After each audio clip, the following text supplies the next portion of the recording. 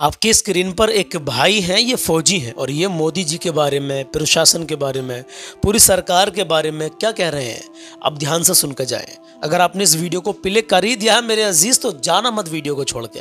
चाहे फेसबुक पर देख रहे हो, चाहे यूट्यूब पर देख रहे हो, आप इसको पूरी मुकम्मल जानकारी को लेकर के जाना और इस फौजी का दर्द भी समझ के जाना। भाई मैंने जब ये वीडियो पूरा देखा तो मैं भी हिल गया था। मैंने कहा यार पता नहीं।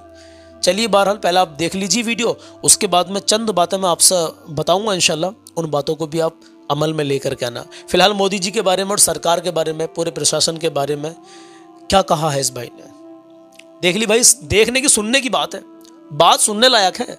आइए पहले वीडियो शुरू करते हैं। जय हिंद, वंदे मातरम। लोकशाही का गला घोट रहे हैं बार बार। अभी हम यहाँ पे अनशन के लिए बैठे हैं, तो ये स्कूल कॉलेज की तरह होता है। जैसे यहाँ पे आइए, फिर 10 बजे यहाँ आइए, फिर 5 बजे आपकी शाला स्कूल कॉलेज खत्म हो जाती है। ये लोकतंत्र है हमारे देश में। हमारे रक्षा मंत्री महोदय, प्रधानमंत्री महोदय को जब पूछने जाता हूँ तो ये महाराज बोलते हैं कि बोला आपको इनको डिटेन करो, अटैक। फिर पुलिस आती है, हमारी प्रशासन मजबूर होकर बेचारी हमें डिटेन करती है। हम न्याय मांग रहे हैं यार लोकतंत्र में। लोकतंत्र बचा ही नहीं। हम मुंबई दिल्ली में भी गए थे, वो उधर जंतर मंतर के, उन्होंने बोला 2 सेक्शन में होगा, 10 बजे से लेकर 1 बजे तक, 2 बजे से लेकर 5 बजे तक। क्यों कर रहे हो? बंद कर दो, अनशन भी बंद कर दो, उसको भी गुलाम कर दो। अगर आपको न्याय नहीं दे सकता, आप कानून चलाते हो ना प्रधानमंत्री जी, वो पद छोड़ दीजिए। लोकतंत्र का गला घोटने से अच्छा पूरा कब्जा कर लीजिए भारत में, हिंदुस्तान में। पाकिस्तान के ऊपर राजनीति करते हो। नवाज शरीफ के साथ आप चाय पीने गया था, मैं चाय पीने नहीं गया था, मेरे देश के लिए गया था मैं। और यही देश की बचाने की लड़ाई लड़ रहा हूं अभी भी। हमारे देश में कितने जवानों को पेट पे लात मारी, और सरकार वो नौकरी क्यों नहीं कर सकता देश में? रिटायर होने के बाद वो जवान नौकरी कर सकता है, पर जिसको अधिकारियों द्वारा शोषण किया होता है, उसको घर भेजा होता है, वो देश में नौकरी क्यों नहीं कर सकता? वो कंपनी भी नहीं कर सकता, जॉब भी नहीं कर सकता। क्यों भाई? हम आतंकवादी क्या? जितने भी पीड़ित जवान है वो सब आतंकवादी है क्या देश में?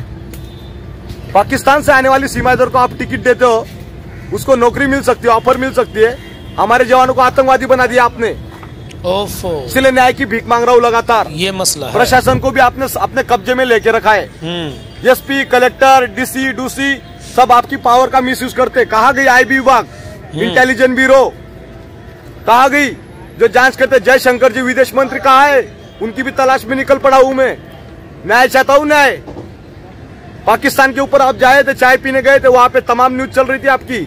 हमारी जिंदा मीडिया नहीं है इस देश में, इसीलिए इन भाई लोगों की तलाश कर रहा हूँ। मिलते तो कांटेक्ट नंबर लीजिए 88 360 382 जी। मेरा बच्चा भी पूछ रहा है 2 साल का, मेरा बाप आतंकवादी है क्या? अभी उसको लेके पुलिस थाना में जमा करूंगा मैं। संभाल लेना मोदी जी, आपने तो शादी की नहीं, पर बार बार चिल्ला चिल्ला के गला ठूस गया मेरा। जनरल साहब बोलेगा नहीं, क्योंकि जनरल को अपनी चेयर की पड़ी है, उसको गवर्नर बनना है रिटायर होने के बाद।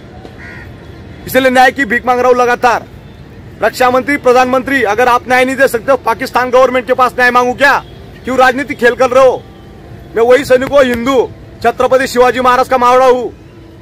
जय श्री राम बोल के राजनीति नहीं होती है। अगर आप राजनीति करते हो ना, ये चीज ये बंद कर दीजिए ड्रामा और छोड़ दीजिए। अगर देश को संभालना नहीं आता है तो ये सैनिक संभालेंगे आज के बाद देश। पीड़ित जवान, इनकी शक्ल देखिए, चेंज हो गए। सीआरपीएफ में कार्यरत थे, अमित शाह पूरी सीआरपीएफ को, पैरामिलिट्री को संभाल के बैठे।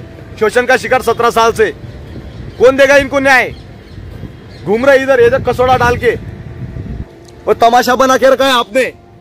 जो भी जवान बोलेगा सच्चाई, उसको सीधा ही अरेस्ट करो और जेल में डालो, ठोको। यही प्रशासन का पावर का दुरुपयोग कर रहे हैं आप। लगातार न्याय चाहते, आपसे न्याय चाहते। आजाद भारत में गुलाम कर दिया आपने, बेबस, लाचार। डोनाल्ड ट्रंप के पास जा रहे हैं आप ऊपर से, उसको गले में मिलने के लिए। अरे हमें मिलिए पहले, जवानों को न्याय नहीं दे सकते। 3 महीने से भीख मांग रहे हैं हम आप न्याय, और अभी भीख मांगना टाइम गया अभी हो। और कोई बोलेगा ना मी ये एफटी कोर्ट, हमारे यहाँ सातारा में एक जज साहब था, उन्होंने 5 लाख रुपए ले घूसखोरी की, भाग गया हो। जज साहब जो चीफ जस्टिस था, उसी ने 5 लाख ले लिया। आप सोच लो कहाँ गया लोकतंत्र? उसको तो सरेआम लगा उधर। न्याय की भीख मांग रहे हैं हम। हमारे देश में न्याय नहीं मिलता है।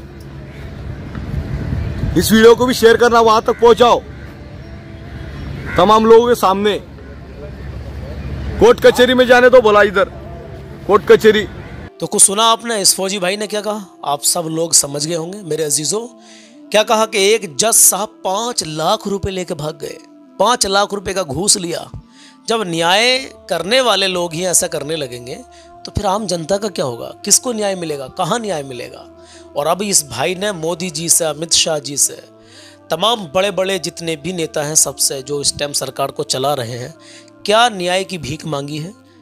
आप बखूबी समझ गए होंगे कि ये फौजी हैं और इनको इनकी जो मांगें पूरी नहीं हो रही। भाई किसी की, मैं तो ये जानता हूँ, मेरा अपना खुद का मेरी व्यक्तिगत राय है कि ख़ासकर जो अपनी जान हथेली पर लेकर सरहदों पर हमारे देश को मतलब बचाने का काम कर रहे हैं, रक्षा कर रहे हैं हमारी, हम चैन से सोते हैं और ये लोग सरहदों पर, मेरे अजीज़ आप समझ सकते हैं, इनकी मांगें तो पूरी होनी ही चाहिए। जो भी इनकी जायज़ मांगे हैं फौजियों की, इनकी मांगें ज़रूर पूरी होनी चाहिए। इस बारे में आप लोग क्या सोचते हैं हमें कमेंट बॉक्स में ज़रूर बताएं। इंशाल्लाह मिलते हैं किसी और नई रिएक्शन वीडियो में। ये भी आपका अपना ही चैनल है SY रिएक्शन, और यूट्यूब पर देख रहे होंगे तो SY रिएक्शन, और फेसबुक पर देख रहे होंगे तो सलमान रज़ा कादरी 2। तो जुड़ जाइए हमसे, सब्सक्राइब एंड फॉलो करके रखें, क्योंकि हम आपको अच्छे और सच्चे पैगाम यहाँ भी देते रहते हैं। इंशाल्लाह मिलते हैं अगली नई रिएक्शन वीडियो में। अपना ख्याल रखें। अल्लाह हाफिज़।